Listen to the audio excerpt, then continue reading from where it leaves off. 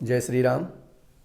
आप जब भी किसी कार्य की शुरुआत करते हो तो शुभ मुहूर्त और अच्छा समय देखकर करते हो, जिससे आपका कार्य सिद्ध हो और जिस प्रयोजन के लिए आप कार्य कर रहे हो उसमें आपको सफलता मिले।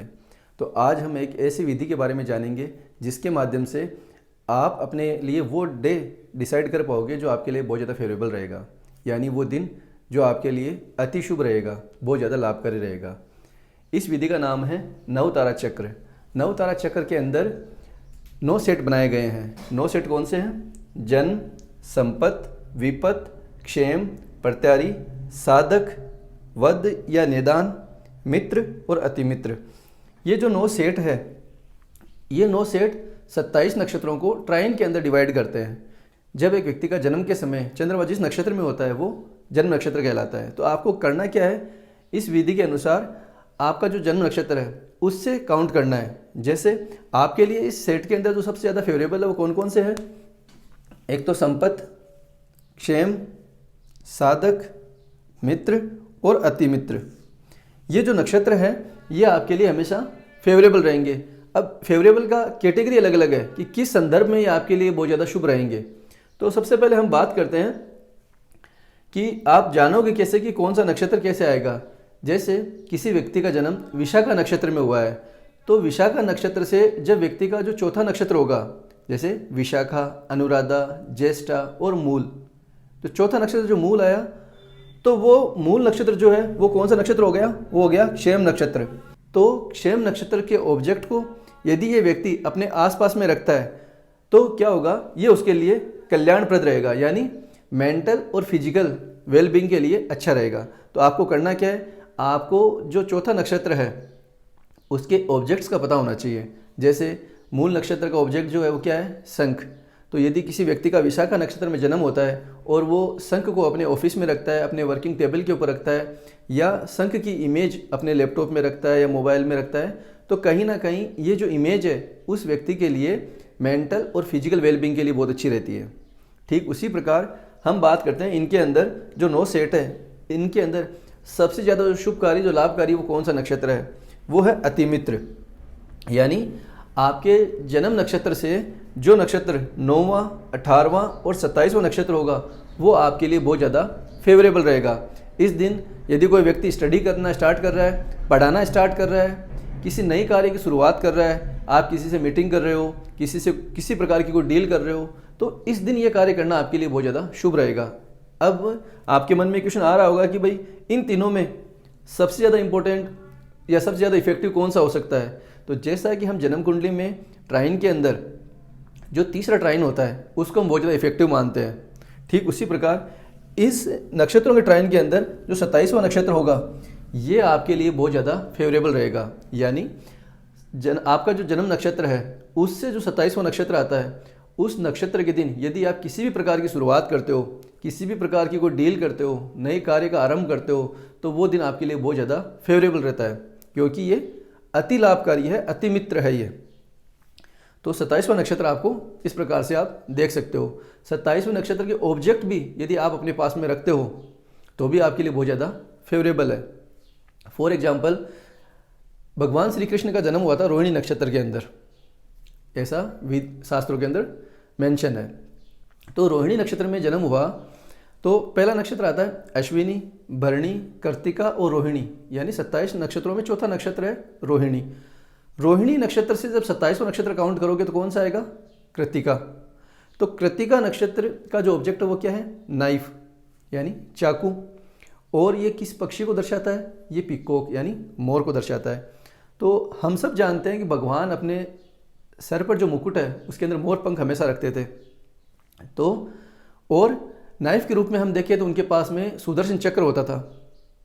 तो ये चीज़ क्या हो गई कि उनका जो 27वां नक्षत्र है उनके ऑब्जेक्ट हमेशा उनके पास में रहते थे। ये चीज़ क्या होती है? व्यक्ति को बहुत ज़्यादा लाभकारी होती है। इस प्रकार से आप अपने नवतारा चक्र को समझ सकते हो और आप अपने जो जन्म नक्षत्र है उससे नक्षत्र को आप यूटिलाइज कर सकते हो। और इसके अलावा आपका जो चौथा नक्षत्र होगा वो आपके लिए कल्याणप्रद होगा, यानी मेंटल और फिजिकल वेलबींग के हिसाब से जो चौथा नक्षत्र है, यानी चौथा, 13वां और 22वां, ये नक्षत्र आपके लिए कल्याणप्रद रहेंगे। इस दिन या इस नक्षत्र का यदि आप कोई ऑब्जेक्ट अपने पास में रखते हो तो अच्छा रहता है। इनमें भी जो 22वां नक्षत्र है वो ज़्यादा इफेक्टिव रहता है। यदि कोई डील आप करना चाह रहे हो, वो डील आपकी हो नहीं पा रही, आप बार बार एफर्ट लगा रहे हो लेकिन वो काम बन नहीं रहा, या फिर एक स्टूडेंट है उसके कोई कॉन्सेप्ट है जो बार बार समझ में नहीं आ रहा, बार बार पढ़ रहा है लेकिन वो डाउट उसके हमेशा बना रहता है, तो ऐसी कंडीशन के अंदर आपका जो जन्म नक्षत्र है उस नक्षत्र से जो आपका 6वां, 15वां और 24वां नक्षत्र है, इस दिन यदि आप उस काम को साधने की कोशिश करते हो तो ये आपको अचीवमेंट दिलाता है, उपलब्धि दिलाता है। क्योंकि ये जो 6वां, 15वां और 24वां नक्षत्र है इनको बोलते हैं साधक नक्षत्र। इसमें भी ये जो 24वां नक्षत्र है ये बहुत ज़्यादा आपके लिए इफेक्टिव रहेगा। तो एक स्टूडेंट के लिए बहुत अच्छी समझने योग्य बात है कि कोई टॉपिक है जो उस व्यक्ति को समझ में नहीं आ रहा, वो बच्चा बार बार प्रयास कर रहा है लेकिन समझ नहीं पा रहा, तो यदि इन नक्षत्रों को यूटिलाइज करता है और इस पर्टिकुलर डे के दिन वो चीज़ पढ़ने का प्रयास करता है तो यहाँ उसको अचीवमेंट मिल सकती है। यदि कोई व्यक्ति स्पिरिचुअल है, मंत्र साधना कर रहा है, तो भी ये चीज़ कहीं ना कहीं उसके लिए फेवरेबल है। आप बार बार किसी डील को करने का प्रयास कर रहे हो, किसी व्यक्ति को कन्विंस करने की कोशिश कर रहे हो, तो आप इस प्रकार से इस जो विधि है इसको आप यूटिलाइज कर सकते हो बहुत अच्छे से।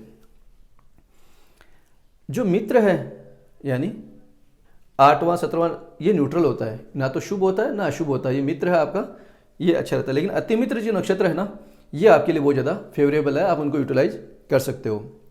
ये तो हो गई अच्छे नक्षत्रों की बात। अब वो कौन से डे हैं जिनको हमें अवॉइड करना चाहिए किसी भी काम की शुरुआत करने के लिए, तो आपको ध्यान में क्या रखना है कि आपका जो जन्म नक्षत्र है उससे जो 3रा, 12वां और 21वां नक्षत्र है उस दिन कोई भी नया कार्य आपको शुरुआत नहीं करना चाहिए, क्योंकि ये आपके लिए डेंजरस साबित हो सकते हैं। और इसके अलावा आपका जन्म नक्षत्र से 5वां, 14वां और 23वां नक्षत्र है, इस दिन यदि आप किसी कार्य की शुरुआत करते हो तो आपको रुकावट देखने को मिलती है, बाधा देखने को मिलती है।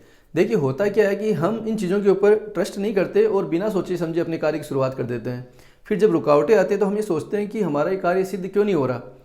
हम जाके जब देखेंगे तो उस दिन कोई ना कोई ये जो प्रॉब्लम है हमें देखने को जरूर मिलेगी।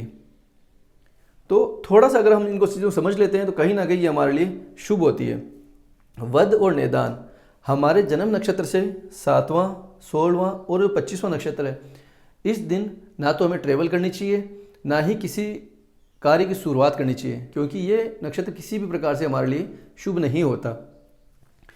तो इस प्रकार से आप इन नक्षत्रों को, इस नवतारा चक्र को समझ सकते हो और अपने जन्म नक्षत्र से आप आराम से अपने लिए फेवरेबल जो डे है उसको आप निकाल सकते हो। ये नवतारा चक्र आपकी इतनी हेल्प करता है कि छोटे छोटे स्टेप जो लेने होते हैं, आप किसी कार्य की शुरुआत कर रहे हो, आप अपनी स्टडी करना चाह रहे हो, तो आप एक पर्टिकुलर नक्षत्र से, पर्टिकुलर डे से आप शुरुआत करते हो, तो कहीं ना कहीं आपकी मेंटल वेलबींग, आपकी फिजिकल वेलबींग और वो जो पॉजिटिव एनर्जी है ये आपको पूर्णतः सपोर्ट करती है।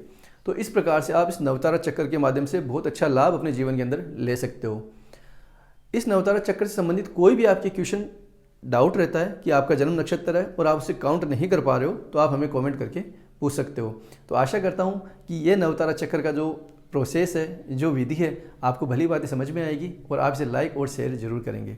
तो आगे फिर मिलते हैं, तब तक के लिए जय श्री राम।